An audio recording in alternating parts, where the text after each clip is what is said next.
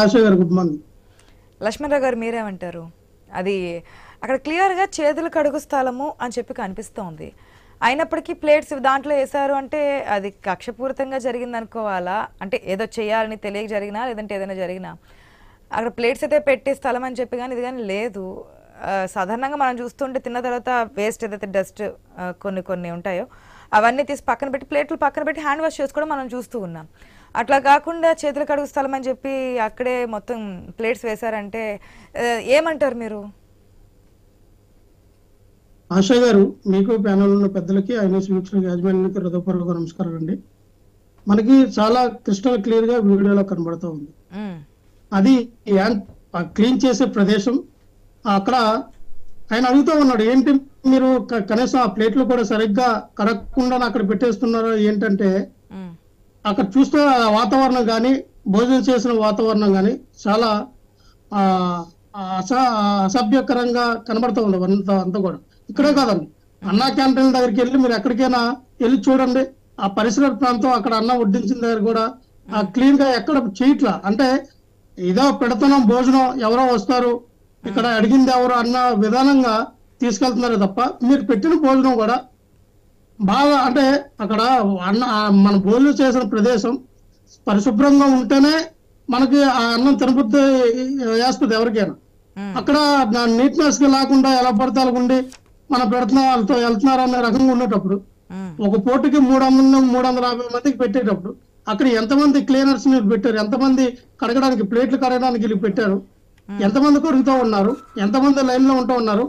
మళ్ళీ రెండో పూటకి కూడా వెళ్ళేటప్పుడు వీళ్ళు ఎన్నిసార్లు వాచ్ చేస్తూ ఉన్నారు, అది వేడి నీళ్ళతో కడుగుతూ ఉన్నారా చల్ల నీళ్ళతో కడుగుతూ ఉన్నారా ఏంటంటే ప్రతిదీ కూడా ఉంటుందండి. వేడి నీళ్ళతో కూడా కడగాల, వేడి నీళ్ళతో కడగాల ప్లేట్లు. ఎందుకంటే యూజ్ చేసిందే మళ్ళీ అదే మధ్యాహ్నం యూజ్ చేస్తారు, అదే రాత్రి కూడా యూజ్ చేస్తారు. ఆ ప్లేటే ఒక ప్లేటే 3 సార్లు మల్టిప్లై అవుతూ ఉంటది.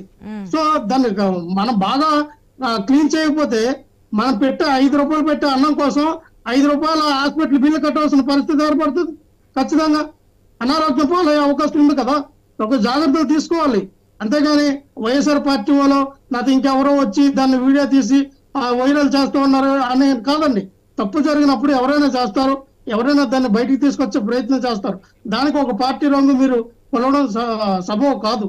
నేనేమంటానంటే ఫస్ట్ ఆఫ్ ఆల్ మీరు చేయవలసింది ఏంటంటే అన్నా క్యాంటీన్ కి అన్నా పెట్టినటువంటి పేరు ఎన్టీ రామారావు గారి పేరు తీసేయండి. అన్నదాత సుఖీభావ లేదంటే ఏదో ఒకటి దానికి ప్రజలకు ఉపయోగపడే రైతుకి సంబంధించిందో ఒక పేరు పెట్టండి. ఇది అన్నా క్యాంటీన్ ఎన్టీఆర్ ట్రస్ట్ ద్వారా నడిచినటువంటి క్యాంటీన్ కాదు కదా. మీరు ఏదైతే ఎన్టీఆర్ ట్రస్ట్ పెట్టారో దాని ద్వారా వచ్చిన డబ్బులతో నడిపించింది కాదు, ప్రజా డబ్బుతో పెట్టిందే. మీరు ఎందుకు పెట్టారు? అలాగే మీరు వేసినటువంటి ఎల్లో కలర్ రెడ్ కలర్ తీయండి. గతంలో ఇదే రంగులు మా ప్రభుత్వంలో రంగులు పోలున్న రంగులు వేస్తే మీరు హైకోర్టుకి వెళ్ళారు, ఆ కేసులు వేశారు, తీయించారు. ఇప్పుడు మీరు ఎందుకు వేస్తూ ఉన్నారు? ప్రజా డబ్బుతో మిమ్మల్ని ఎవరు ఆ రంగులు ఏమున్నారు, ఆ రంగులు కూడా తీయండి.